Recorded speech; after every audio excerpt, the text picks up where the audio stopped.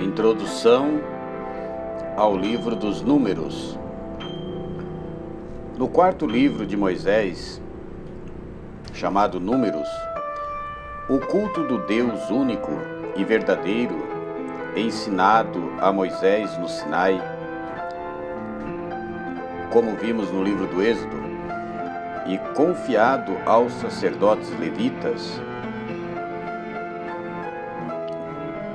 conferir no livro do Levítico, é aprendido pelo povo durante o caminho durante a terra prometida. O livro recebe seu nome dos dois recenseamentos de Israel no deserto. Conferir Números 1, capítulo 2, 26, e da atenção dada aos números em geral. Contém tradições antiguíssimas, mas sua composição de conjunto e redação final são mais recentes, obra dos escribas da linha sacerdotal, no século V a.C., conferir na introdução ao Pentateuco. Vejamos agora o conteúdo geral deste livro, o livro dos Números. O livro, como todo o Pentateuco, apresenta-se como uma narrativa, e assim são a maioria dos trechos que o compõem. Contém, todavia, algumas coleções de leis, antigas e novas, em parte já apresentadas nos livros anteriores do Pentateuco, Êxodo e Levítico, e em parte inéditas como Números 5, 11 e depois 6, 21. Esta composição, que mistura a narrativa da marcha aos trechos legislativos, visualiza como o povo de Israel aprende a Torá, que é a instrução, o ensinamento, durante a caminhada. Até hoje o judaísmo chama a instrução da prática de vida de halaká, procedimento, do verbo halak, caminhar. Isso corresponde, sem dúvida, a uma intenção didática. É mais fácil gravar leis e procedimentos em forma de história. Assim como Gênesis, Êxodo e Levítico, também Número combina as tradições narrativas e legislativas de Israel antigo, ao lado das tradições javistas e eloístas. O predomínio cabe às tradições sacerdotais, que representam mais da metade do material. O livro, tendendo a enraizar no período do deserto, as instituições do período da monarquia e mesmo do pós-exílio, apresenta Israel no deserto como um povo bem organizado sob o ponto de vista civil e religioso. Ora, se esta imagem de Israel é mais ideal que real, o livro mostra também as imperfeições do povo ainda em formação, a caminho da terra prometida e sacudido por crises dramáticas. Por exemplo, o envio dos exploradores a Canaã. Podemos conferir em Números 13, também no capítulo 14, a revolta de Coré, Números capítulo 16, 17, apostasia em Moabe, podemos conferir em Números 25. Na grande narrativa do Pentateuco, que vai de Gênesis até Deuteronômio, Números faz a ponte entre Êxodo e Levítico, centrados no Monte Sinai e nas primeiras etapas do deserto, e Deuteronômio marcando o fim da travessia e localizado em Moabe, na fronteira da terra prometida. Se Números condensa, assim, os 38 anos passados no deserto, depois da proclamação da lei no Sinai, evoca toda a caminhada de Israel até o tempo em que foi composto o Pentateuco, na volta do exílio babilônico. Evoca a grande aprendizagem da instrução de Deus, a Torá, que Israel recebeu no caminho de sua história inteira. As diversas tentativas de entrar na Terra Prometida prefiguram as dificuldades de restaurar o povo de Israel em Judá depois do exílio. Tentativas que urgem nova aprendizagem da Torá 800 anos depois de Moisés. Vejamos agora alguns temas específicos, do que o livro trata. Ele fala sobre o quê? Um primeiro aspecto desse tema em específico é a repetida ingratidão do povo. Podemos conferir em número 11, 14, 16, 20. O autor sagrado compõe a contínua solicitude de Deus por Israel.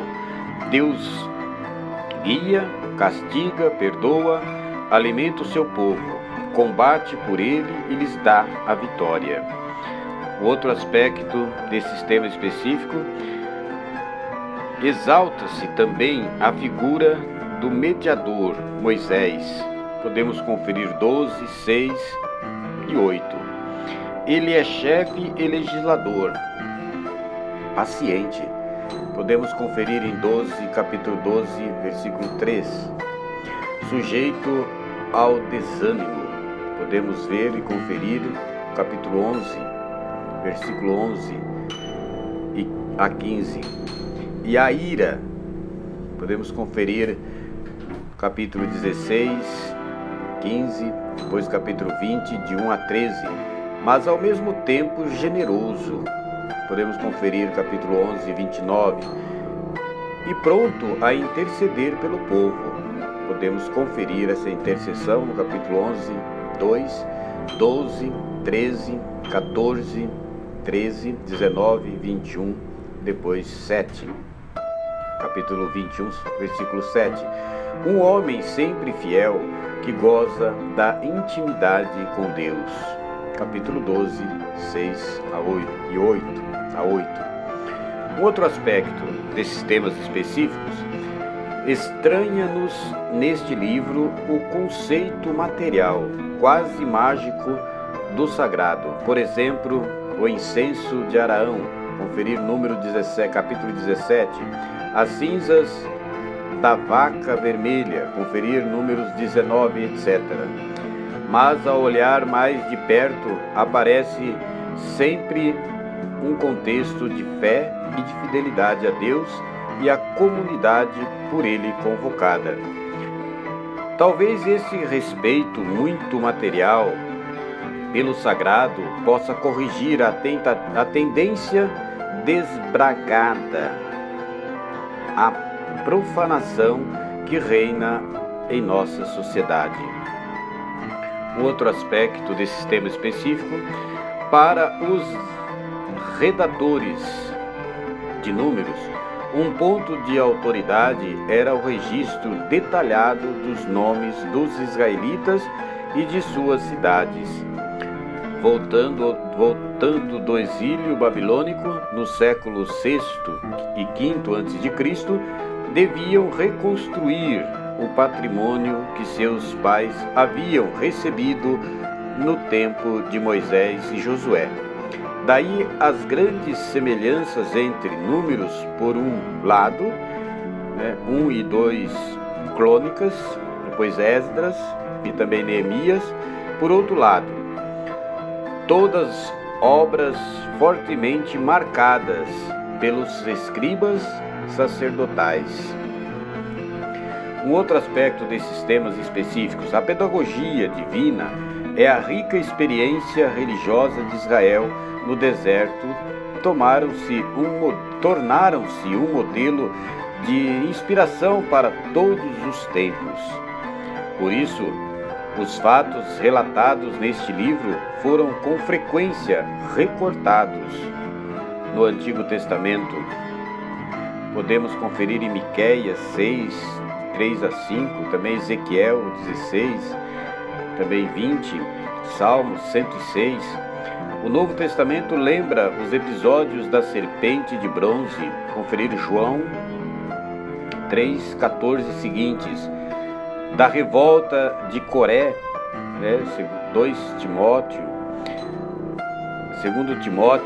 2,19, Judite 11, de Balaão, segunda carta de Pedro 2,15 seguintes, Apocalipse 2,14, a fidelidade de Moisés e a incompreensão do povo. Podemos conferir em Hebreus 3:2, 4, 7.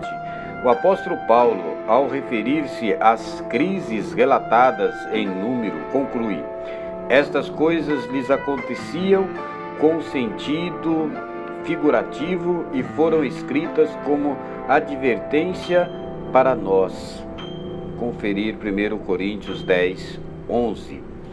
Um outro aspecto destes temas específicos tratado no livro dos Números, para nós hoje, será exatamente a pedagogia divina a principal lição deste livro?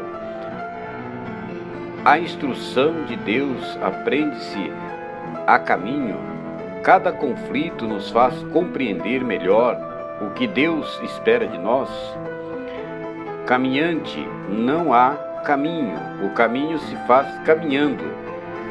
E por fim, desde que caminhemos com Deus, com o nosso Deus, com fim, desde que caminhamos com o nosso Deus, podemos conferir Miqueias 6, 8.